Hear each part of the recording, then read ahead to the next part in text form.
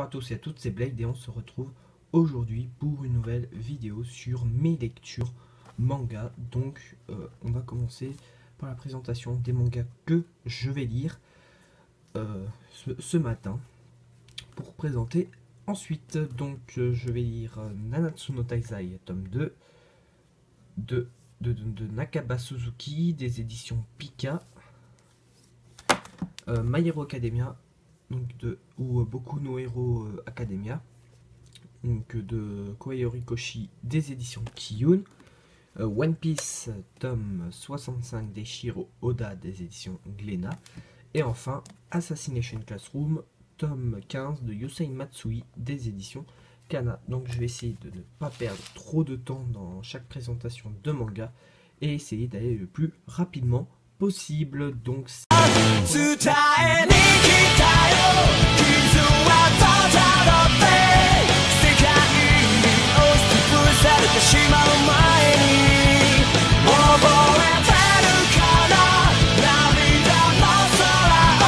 va commencer cet épisode des lectures manga par Assassination Classroom. Donc c'est un manga de Yusei Matsui des éditions Kana. Alors il s'est passé pas mal de choses dans ce tome là où je vais aller vraiment très vite là-dessus. Oula. Oui, c'est passé très vite. Enfin, voilà, je sais plus ce que je veux dire. Enfin, il s'est passé beaucoup de choses dans ce tome-là. Beaucoup de révélations concernant notre prof préféré, Koro Sensei, à la fin de ce tome-là, donc je ne vais pas spoiler. Donc, la trahison d'un des personnages principaux d'Assassination Classroom. Pareil, je ne vais pas dire qui c'est. Et on apprend beaucoup plus de choses sur comment était auparavant le proviseur Asano, comment il a pu changer, comment il a pu devenir aussi méchant, machiavélique. Donc, d'une part, on a un peu de la peine pour lui, mais d'une part, on n'en a pas.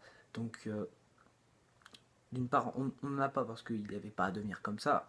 Donc, voilà, vous saurez en lisant ce tome-là. Mais j'ai vraiment adoré ce tome-là. C'est même pour moi le meilleur tome d'Assassination Classroom.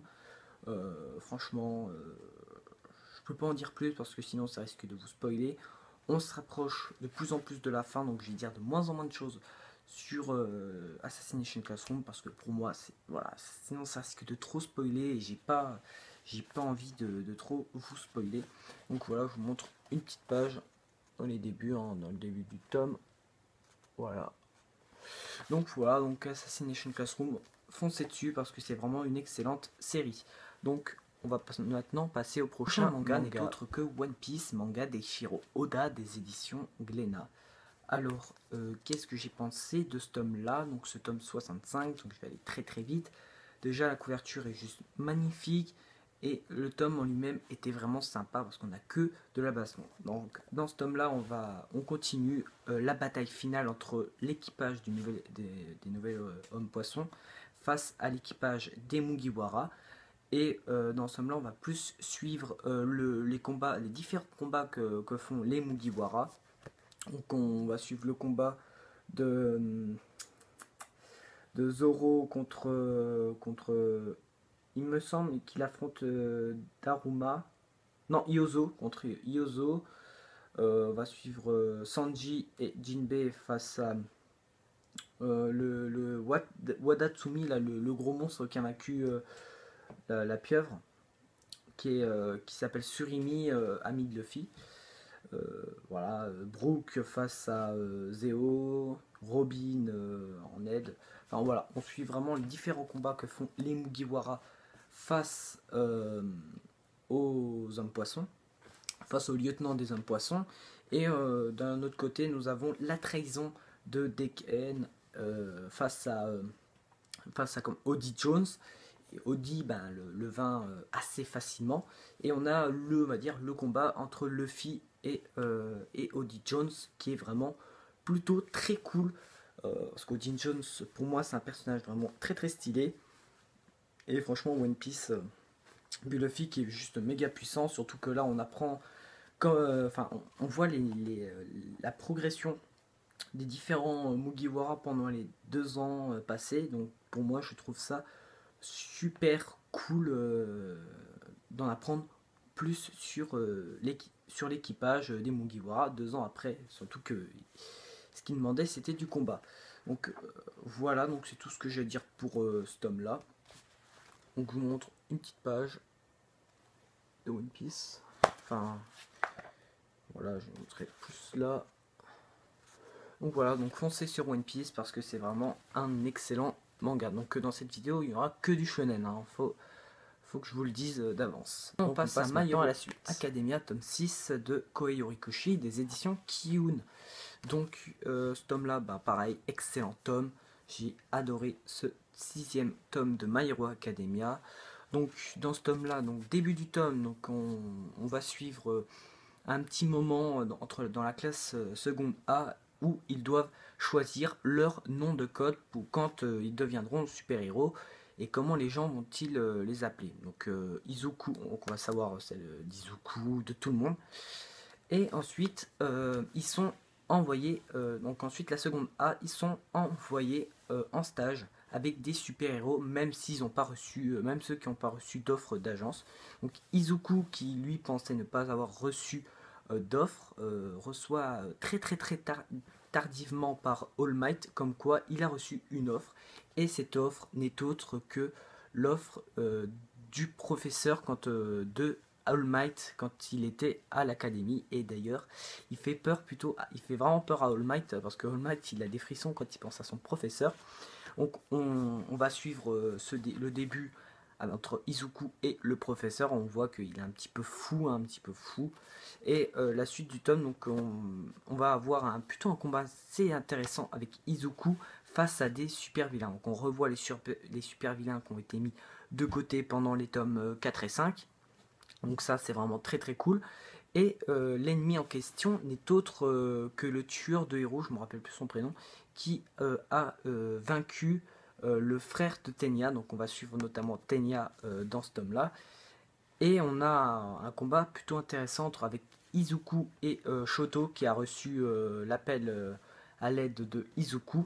Et ça annonce la suite, un combat plutôt très intéressant entre comment il s'appelle Shoto, entre Shoto et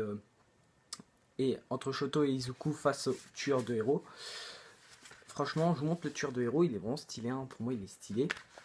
Et voilà, donc My Hero Academia, c'est vraiment un shonen pour moi incontournable, parce que c'est vraiment juste énorme et faut vraiment foncer si vous n'avez pas déjà fait. J'ai très hâte de lire le tome 7.